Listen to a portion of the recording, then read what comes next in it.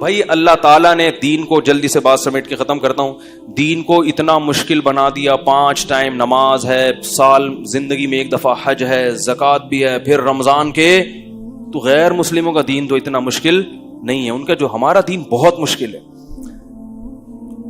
تو یہ کیوں اللہ نے ایسا کیا ہے؟ دیکھو ہم کہتے ہیں نا ایسا کرو گے تو کوئی بھی نہیں آئے گا, یعنی اتنی مشکلات میں رکھو گے تو کوئی بھی نہیں آئے گا. تو ہم بھی گویا اللہ سے ایک اشکال رکھ سکتے ہیں, اللہ تو نے ایسا کیا ہے کہ کوئی بھی نہیں آئے گا تیرے دین کی طرف. غیر مسلم تیرے دین کو فالو, وہ کہیں گے اتنی مشکلات ہیں یار, ایک نماز ہوتی, ہم تو ہفتے میں 1 دن جاتے ہیں عبادت کا, یہ صبح صبح اٹھا دیتے ہیں ہمیں, فجر میں, پھر ظہر میں, پھر عصر میں, پھر مغرب میں, پھر عشاء میں. اور سردیوں میں تو ٹھکا ٹھک چل رہا ہوتا ہے حساب کتاب, دن چھوٹے ہوتے ہیں نا. ابھی ظہر پڑھ کے آئے ہیں تو عصر پڑھ کے بھی آئے نہیں تو پھر مغرب. تو یہ کیا ہے یہ؟ اور پھر رمضان میں اتنی ٹینشن کہ اللہ تعالیٰ نے اگر ہمیں 12, 13, 14, 15, 16 گھنٹے بھوکا رکھنا ہی تھا تو کھانے کے جو 2 ٹائم تھے وہ ایسے ٹائم دیے جاتے جو نیچرل ہوتے. صبح 8 بجے کا اللہ کہتے ناشتہ کر لو اور رات 8 بجے افطاری کر لینا, 12 گھنٹے بھی ہو جائیں گے اور ہمارا ایک دوپہر کا کھانا کیا ہو جائے گا, ناغا ہو جائے گا. تو چلو ساری زندگی دوپہر کھاتے رہیں, ایک دفعہ لنچ کا ہم نے کیا کر لیا, ناغا. اللہ نے ٹائم تو وہی رکھا لیکن جو کھانے کے اوقات ہیں وہ بڑے عجیب رکھ دیے. صبح 3:30 بجے اٹھ کے کھاؤ. یہ پوری دنیا میں کسی کے کھانے کا ٹائم.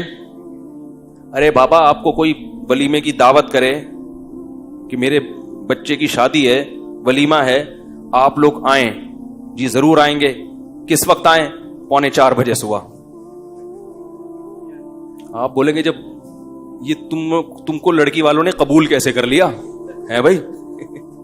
تحقیق نہیں کی تھی کہ پہلے کوئی ٹیسٹ نہیں کروایا تھا دماغ کا؟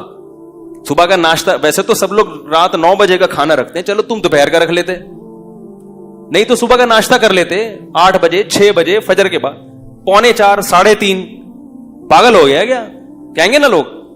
اور پھر لڑکی والوں کو جا کے بولیں گے ابھی سے رشتہ ختم کروا دو, مجھے کچھ ان کی سیٹنگ آؤٹ لگ رہی ہے.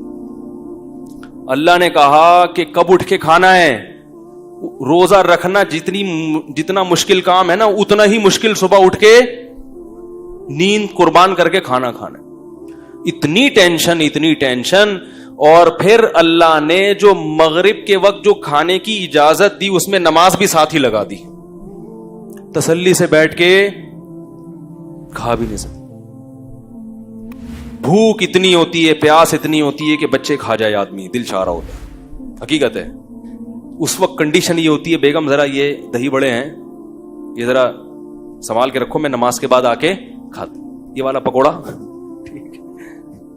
یہ کھانے نہیں دینا کسی کو, یہ آج پکوڑے بہت مزے کے بنے ہوئے, آدھا رکھ لیا آدھا. اور انسان کی فطرت ہے کہ کھانے کے دوران جب 10-15 منٹ کا وقفہ ہو گیا تو بھوک, اب وہ مزہ نہیں آتا, وہ افطاری گئی, سمجھ رہے, اب مزہ نہیں آئے گا. پھر ہونا یہ چاہیے رمضان میں عشاء کی چھٹی ہونی چاہیے. اگر ہم سے کوئی مشورہ لے کے شریعت بناتا, معاذ اللہ ایک مثال دے رہا ہوں, ہم کہتے ہیں اللہ رمضان میں تو نے اتنی تھکاوٹ, اتنا مسئلہ ہو گیا, سارا دن کے بھوکے پیاسے, پھر افطاری بھی تو نے ڈھنگ سے نہیں کرنے دی ہے بھائی. اللہ ساری زندگی 5 نمازیں پڑھی ہیں, آج 4 کر دے, عشاء کی کیا کر دے. کیونکہ افطاری کے بعد کیسی غنودگی چڑھتی ہے دماغ میں, کیسا گرتا ہے بستر پہ, فوراً گٹکے والے گٹکے پہ, تمباکو والے چائے پر آ گئے, اور سگریٹ والے فوراً سگریٹ, نسوار والا فوراً ڈبی لے کے بیٹھا ہوتا ہے, اللہم لک صمت وعلی رزقک افطرت, یہ چل رہا ہوتا ہے. اس کا دماغ صحیح کام نہیں کر رہا ہوتا. تو اللہ نے بجائے اس کے کہ عشاء کی چھٹی ہو جاتی, عشاء کے ساتھ تراویح کی نماز بھی لگا دی. اب وہ کتنی رکعتیں, اس پر میرا ایک بیان ہے, سن لیجئے گا. ہمارے نزدیک 20 رکعتیں ہیں, لیکن ہم 8 والوں کو بھی گمراہ نہیں کہتے. لیکن جو راجح قول ہے ائمہ اربعہ کا مذہب, صحابہ کا, تابعین کا, وہ کتنی رکعتیں ہیں, اس پر میرا بیان ہوا ہوا ہے. 7-8 سال پہلے میں نے دلائل سے بیان کیا تھا, پوری ایک ایک دلیل اس میں بہت تفصیل سے, 1.5 گھنٹے کا بیان ہے. جس کو اشکال ہو وہ سن لیجئے گا. وہ غیر معروف چینل سے اپلوڈ ہوا ہے, تو میں ابھی اس کو انشاءاللہ اپنے چینل سے بھی اپلوڈ کروا دوں گا. تو اس میں بہت مضبوط دلائل کے ساتھ, دونوں طرف کے دلائل کے تجزیہ لے کر بتایا گیا ہے کہ یہ پوری امت کا اجماع چلا آ رہا ہے اس پر, سمجھ رہے ہیں. تو آپ وہ سن کے پھر تبصرہ کیجئے گا, ایسے ہی تبصرہ نہ کر دیجیے گا. اچھا خیر, لیکن بہرحال آپ 8 پڑھیں 20 پڑھیں اتنا بڑا مسئلہ نہیں ہے, لڑیں گے تو مسئلہ زیادہ کھڑا ہوگا. آپ کو جو سمجھ میں آتا ہے کریں, جو دوسرے کو سمجھ میں آ رہا ہے اس کو چھیڑیں نہیں, مسئلہ چھیڑ خانی سے خراب ہوتا ہے. تو ہمارے نزدیک تراویح کی جو سنت نماز ہے وہ کتنی ہے؟ 20 رکعتیں. یہی چاروں ائمہ کا مذہب, یہی صحابہ کا, خلفائے راشدین کا, اور یہی امت میں صدیوں سے اس پر اجماع رہا ہے.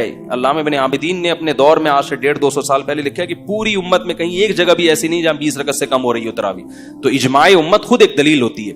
خیر, تو ہونا یہ چاہیے کہ چھٹی ہو جائے, لیکن اللہ نے وہاں بھی کیا کر دیا, کھڑے ہوئے. پھر وہ رکعتیں عام نمازوں سے بھی لمبی ہوتی ہیں, عام نمازوں سے بھی لمبی. کتنی لمبی نماز, کتنی لمبی. پھر بس صبح اٹھنا بھی ہے سحری میں. تو یہ سب ٹینشن اللہ پتہ ہے کیوں دے رہے ہیں, بس بات ختم کرتا ہوں, اپنی محبت کی چنگاری پیدا کرنے کے لیے. جس کے لیے قربانی دی جاتی ہے اس کی محبت آہستہ آہستہ دل میں پیدا ہوتی ہے. محبت دودھ جلیبیاں کھانے سے پیدا نہیں ہوتی, محبت محبوب کے لیے قربانی دینے سے پیدا ہوتی ہے. جب تک محبت نہیں ہوگی محبوب کی اطاعت, بولو بھائی, نہیں ہوگی. اسی وجہ سے رمضان سے پہلے جو ہماری کنڈیشن ہوتی ہے, آخری عشرے میں دلوں کی حالت الحمدللہ کیسا ہی سخت دل ہو, کچھ نہ کچھ دل اس کا تبدیل ہو چکا ہوتا ہے. افسوس اس پر ہے کہ پھر اس دل کی تبدیلی کو بچا کے نہیں رکھتے, عید کے دن وہ سب ریورس کر دیتے ہیں ہم. اللہ نے تو اس گاڑی کو ٹریک پہ چلا دیا رمضان میں, اب چل رہی ہے تو چلاتے چلے جاؤ. ہم عید میں دوبارہ کچے میں اتار لیتے ہیں اس کو, ٹھیک ہے نا, دوبارہ نہ اتارو. تو ٹریک پہ چلنا مشکل تھا, اللہ انگلی پکڑ کے رمضان میں ہمیں ٹریک پہ چلا دیتے. تو اس لیے میرے بھائی اگلے ہفتے پھر انشاءاللہ اسی موضوع پر بیان ہوگا. خوشی اور رغبت کے ساتھ رمضان کے روزے رکھا کرو, یہ اللہ کی بہت بڑی نعمت ہے. مسلمانوں کے گھروں کی رونق ہے. کتنا اچھا لگتا ہے گھر کی خواتین صبح صبح اٹھ کے, امی اور باجیاں پراٹھے بنا رہی ہیں, سب مل بیٹھ کے کھا رہے ہیں. ویسے تو ہر آدمی اپنا اخپل طریقے سے کھا رہے ہیں آج کل. بچہ اسکول سے آیا وہ اپنی پلیٹ لے کے صوفے کے نیچے گھس گیا, ایسا ہی ہوتا ہے نا. صاحب دفتر سے آیا وہ اپنا ادھر کمرے میں اپنے کمپیوٹر کا دروازہ بند کیا, ان کا کمرہ لاک کیا, وہاں بیٹھ کے پتہ نہیں کیا کر رہے ہیں, انٹی سے باتیں کر رہے ہیں, کیا کر رہے ہیں, کھا بھی رہے ہیں. سب اخپل طریقے سے چل رہا ہے. کم از کم رمضان میں آپس میں کیا ہو جاتا ہے, بولو بھائی, جڑ جاتے ہیں سحری میں, افطاری میں, اور پھر گھر کی خواتین کی قدر بھی ہوتی ہے. کیا خیال ہے؟ ٹھیک ہے نا. اس دن اگر افطاری میں ٹائم پہ کام نہ ہو اور آپ کو وہ چیزیں نہ ملیں, کیسا انسان غضبناک ہوتا ہے. بچے کھانے کا دل کر رہا ہے اور پکوڑے نہ ملیں آپ کو ایسی صورت میں. تو اس لیے جو ہے گیدرنگ ہو جاتی ہے, ایک گھر کا ماحول اچھا ہو جاتا ہے. تو بڑھ چڑھ کے روزے رکھا کریں. تکلیف ہوگی, مرچیں بھی لگیں گی. وہ نعت آئی تھی نا, وہ جب بھی میں تکلیف کا لفظ آتا ہے وہ مرچوں کا لفظ خود بخود یاد ہے. تکلیف بھی ہوگی, مرچیں بھی لگیں گی, لیکن تکلیف اور مرچوں کے باوجود رمضان کے روزے رکھنے. سارا دن کی تھکاوٹ ایک طرف, لیکن اللہ کے نبی نے فرمایا, بس حدیث سنا کے بعد ختم کرتا ہوں, للصائم فرحتان, ہم دن بھر کی تکلیف کو دیکھتے ہیں, 2 فرحتوں کو نہیں دیکھتے, 2 خوشیوں کو نہیں دیکھتے. فرمایا روزے دار کو 2 خوشیاں ملتی ہیں. سارا دن کی ٹینشن مت دیکھو, ان 2 خوشیوں کو دیکھو جو نبی بتا رہے ہیں. فرمایا ایک عند الافطار, افطار کے وقت اسے خوشی ہوتی ہے. افطار کے وقت اس کو سارا دن بھوک پیاس اللہ کے لیے, اب کھانا بھی کس کے لیے. تبھی نبی کیسی پیاری دعا پڑھتے تھے افطار کے بعد, ذهب الظما, آپ صلی اللہ علیہ وسلم فرماتے تھے پیاس چلی گئی, وابتلت العروق, اور رگیں تر ہو گئیں, رگیں تر ہو گئی. یہ اپنا مزہ. فرمایا وثبت الاجر انشاء اللہ تعالی, اور پورے دن کے روزے کا ثواب اللہ کے دفتر میں لکھ لیا گیا. اصل اجر تو قیامت میں ملے گا. میں کہتا ہوں وہ نہ بھی ملتا تو ایک اجر تو اللہ نے دنیا میں دے دیا. پیاس کے وقت پانی کا, بھوک کے وقت کھانے کا جو مزہ ہے وہ بغیر بھوک اور بغیر پیاس کے کھانے اور پینے میں نہیں ہے. اور یہ فطری لذتیں ہیں, ان کا آلٹرنیٹ اور ان کا نعم البدل اللہ نے دنیا میں رکھا ہی نہیں ہے.